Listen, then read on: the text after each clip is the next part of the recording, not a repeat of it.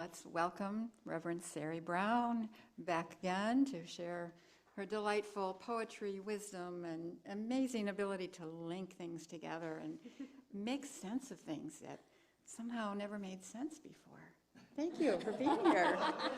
All right. Thank you. Thank you, Delith, and I really hope now to live up to that wonderful introduction.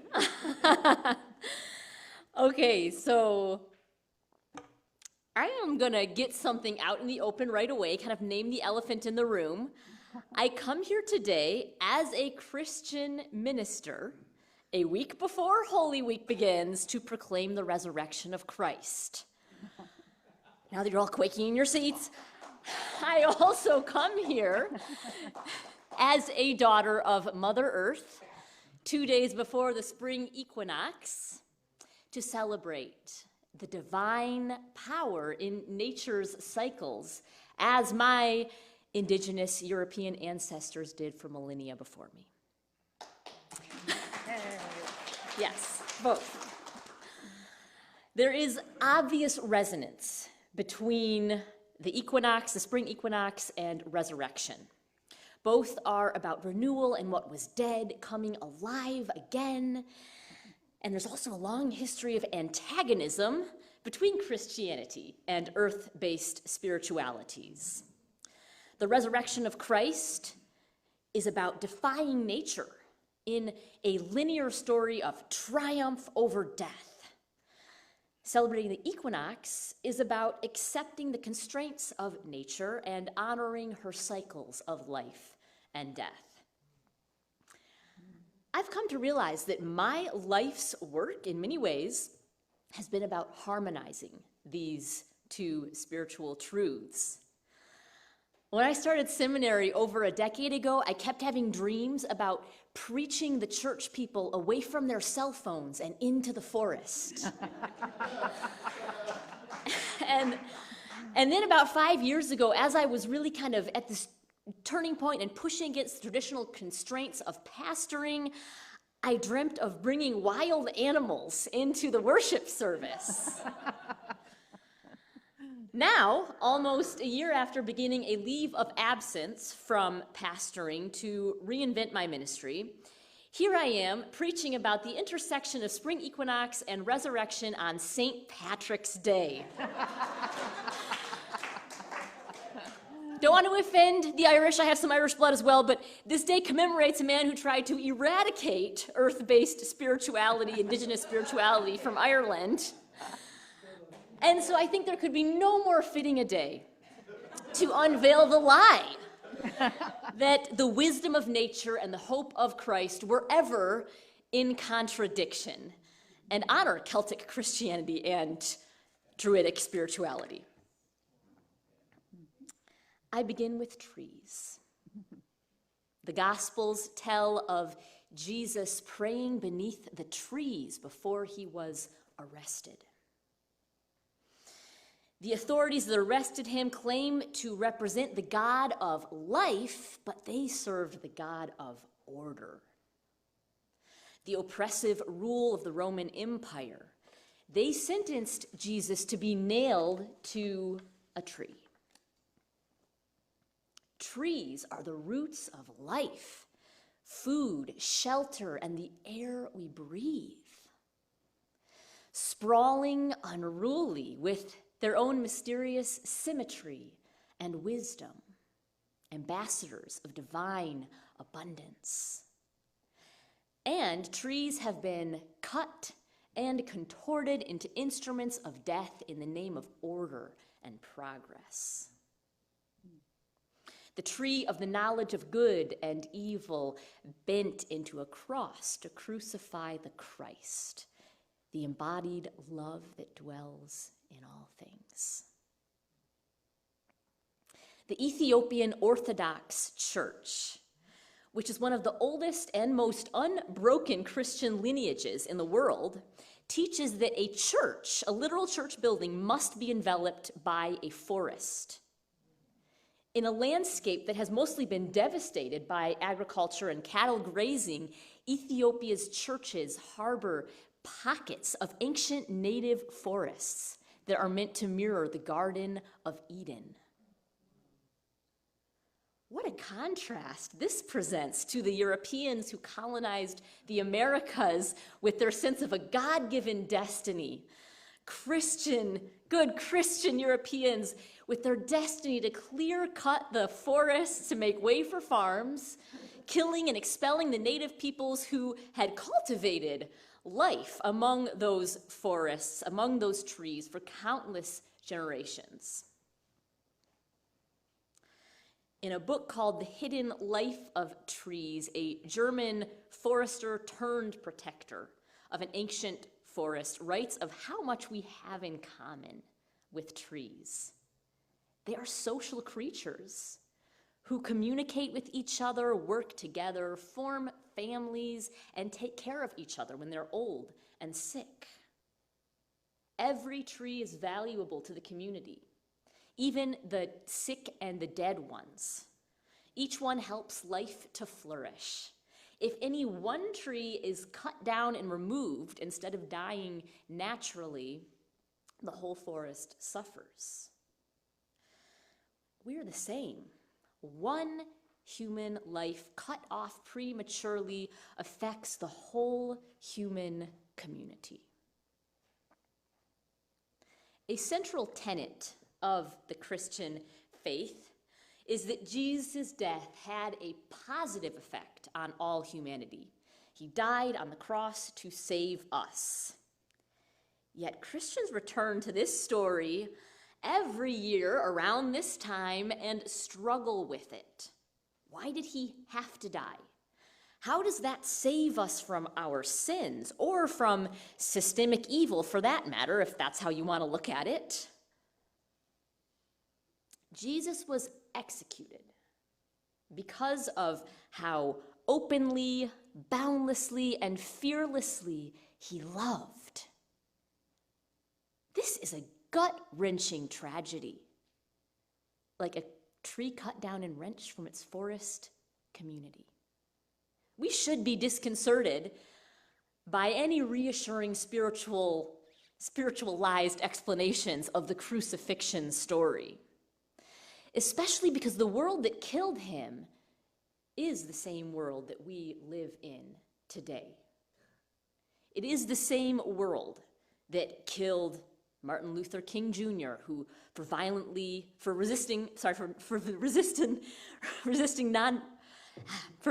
resistance to racial oppression.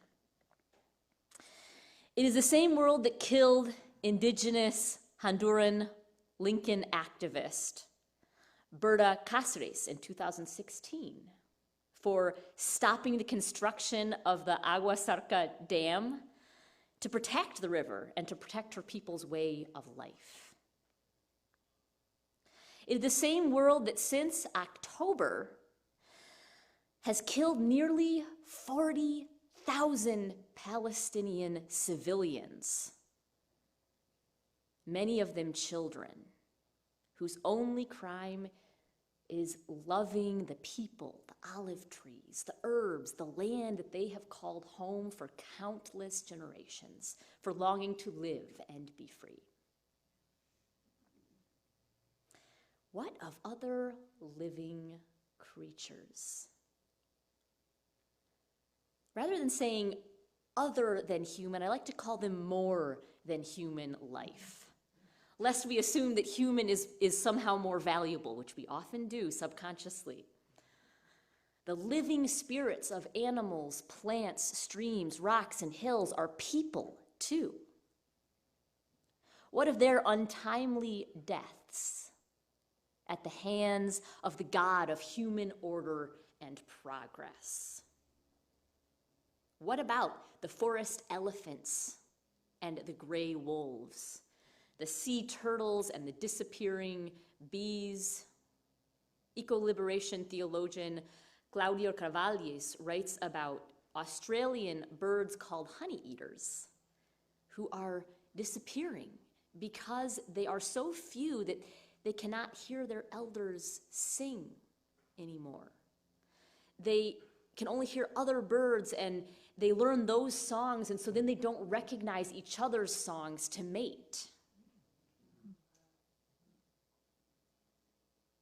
Each creature we lose is an incalculable loss, rippling out to make the whole world a poorer and more uniform place.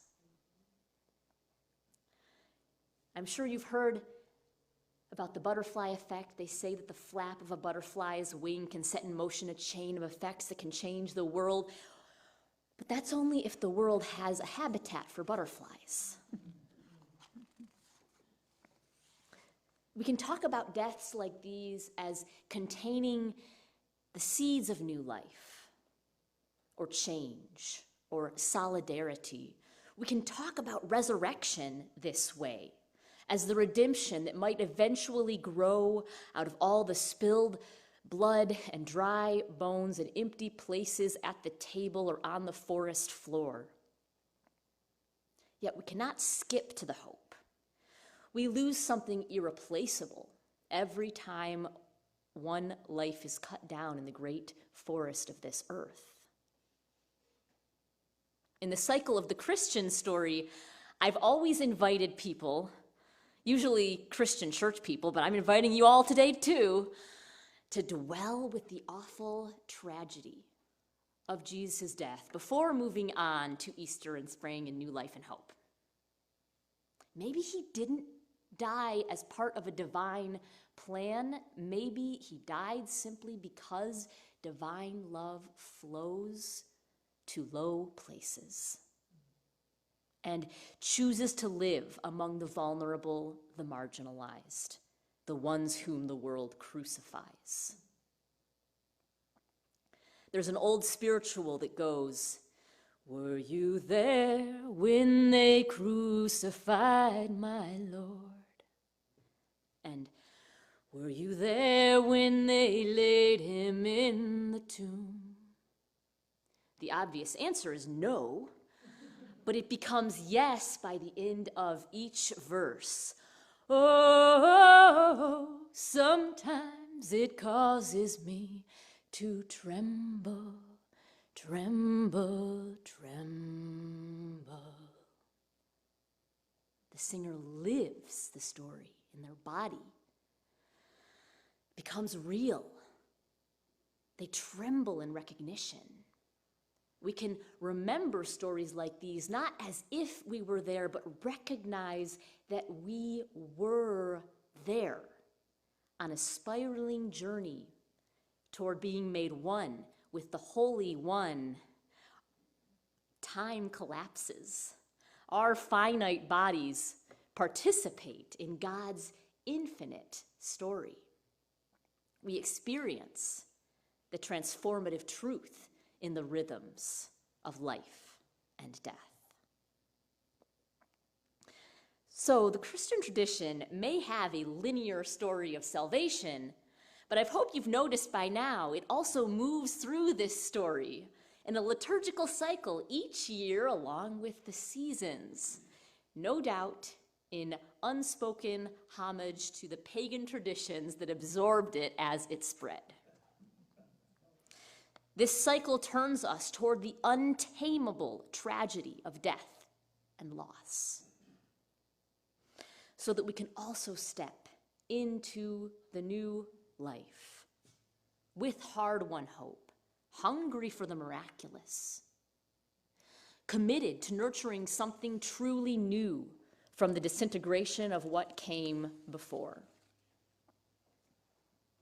So I invite you to move with me now through this story that may be familiar or it may be a little strange, that I believe we, as manifestations of the divine, have also lived in our own trembling bodies. We were there.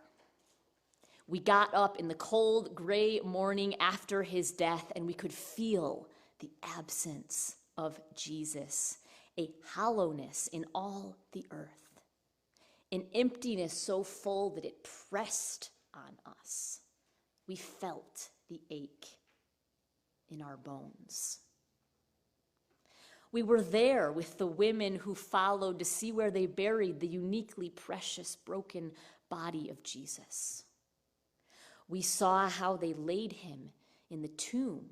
We were there when the women went back home to prepare the fragrant spices and ointments to honor his body.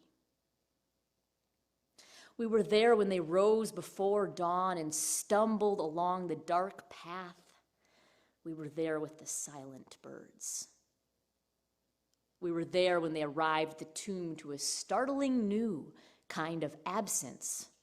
The stone was rolled away and the body of Jesus was not there. We were there squinting in confusion with them when two men appeared radiating light in the darkness. We too bowed to the ground in awe, fear, and wonder along with them. Foreheads pressed to the cold dirt, breathing in the smell of earth. We heard these beings say, "Why do you look for the living among the dead? He isn't here. He has been raised.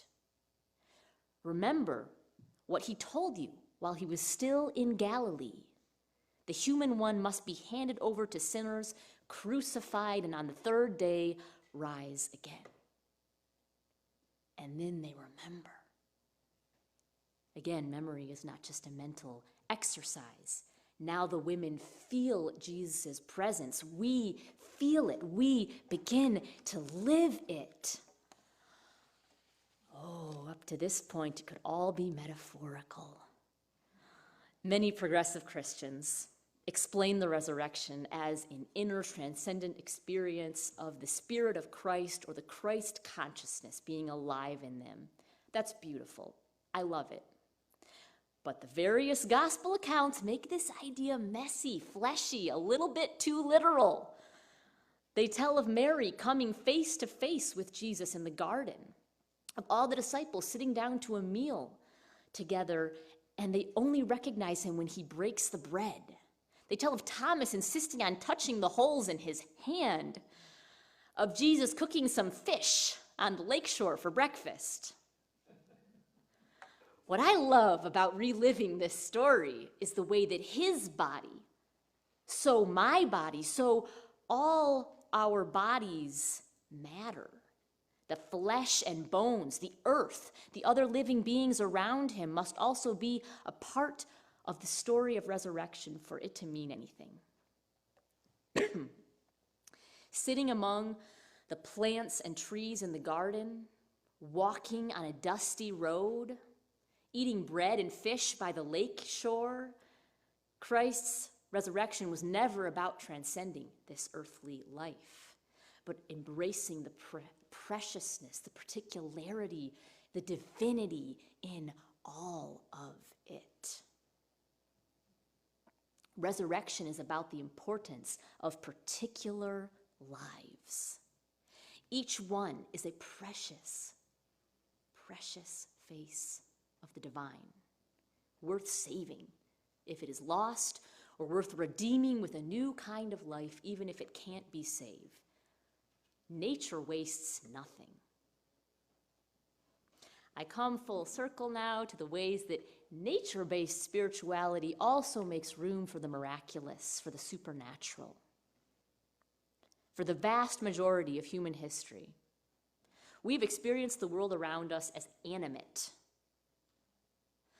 Only very recently, a tiny minority of us deny the aliveness and the spiritual power of beings and places in nature, which 99.9% of all humans that have ever lived experienced firsthand. Most humans have prayed to the moon and the sun, to the spirits of rivers, mountains, trees. We have sought blessing, guidance, transformation, healing, and yes, even bodily resurrection from these divine beings. They have responded in inexplicable ways to change the course of a single life, or maybe of history itself. Tending to nature's wisdom has brought miracles of barren land becoming fertile again, of establishing relationships with plants that heal our bodies and expand our hearts, of animals that guide us beyond our human wisdom. There are grand transformations, like the entire ecosystem of the Yellowstone National Park, restored to greater harmony with the reintroduction of wild wolves. And there are tiny, true miracles, like an old lilac bush at the farm where I was born, which hadn't given flowers in over a decade, suddenly burst into bloom the May that my son was born, as I struggled to recover from a traumatic birth. One spring several years earlier, I went to visit my family's beloved dog, Scout, as she neared death. I admired this orangey coral-colored rose on the table. My stepdad had picked it out at the market. He said, "It's a different color for a rose. I never knew about such rose possibilities." Even in the midst of death and tragedy, nature offers rose possibilities. Possibilities for rising again, rising in new ways, life that rose from the grave, roses that gave hope through grief. Not only in the ordinary way of the flower bulbs, dormant seeds, and hatchlings of spring, but in extraordinary ways, life returns, persists, abounds. Resurrection is real. This I know. I do not claim to know if or how the resurrection of Christ physically, literally occurred.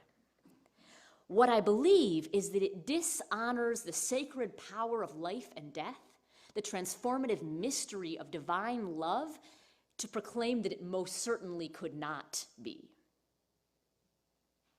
I remember, because I was there in the spiral of God's time, that something happened in that rock, in that garden, in that bread, in that body that could not be explained as ordinary life. That could only be explained as resurrection. Life that escaped rational, orderly human sensibilities, the wild life of divine love. Now, I want to invite you, when you go forth from this place, or for those of you who are watching on Zoom, when you go forth from your home, so please do go forth from your home if you can, before you return to your comfortable dwelling, I ask you to do one small, powerful thing. Go find a sacred being. Could be a river, or a tree, or a rock, or a plant, or even just a patch of dirt. All are embodiments of divine love, as Christ was. Bow down before it, with your forehead all the way to the earth. Breathe in the scent. Feel the rose possibilities flowing into your skin. And then, to borrow the wise words of Wendell Berry, put your faith in the 2 inches of humus that will build under the trees every 1,000 years. Practice resurrection.